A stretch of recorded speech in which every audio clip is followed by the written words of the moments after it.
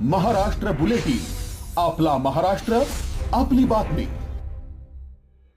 गेल्या काही दिवसांपासून उकाड्याने हैराण झालेल्या नाशिककरांना आज मान्सूनपूर्व पावसामुळे दिलासा मिळाला। दुपारनंतर अचानक हवामानात बदल झाला, आकाश ढगाळून आले आणि शहराच्या विविध भागांत पावसाच्या जोरदार सरी कोसळल्या।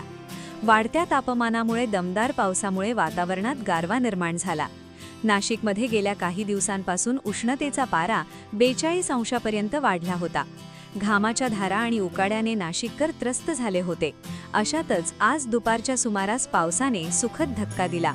अचानक ढगांची दाटी झाली आणि धो-धो पावसाला सुरुवात झाली। अनेक नागरिकांनी घराबाहेर पडत या पहिल्या पावसाचा आनंद लुटला। हा पाऊस संपूर्ण शहरभर सारखा झाला नाही, काही विशिष्ट भागांपुरताच तो मर्यादित राहिल्याने शहरातील इतर भागांतील नागरिकांना अजूनही दमदार पावसाची प्रतीक्षा आहे।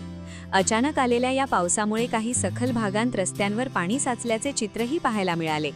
हवामान विभागाने दिलेल्या माहितीनुसार येत्या काही दिवसांत मान्सून अधिक सक्रिय होण्याची शक्यता आहे।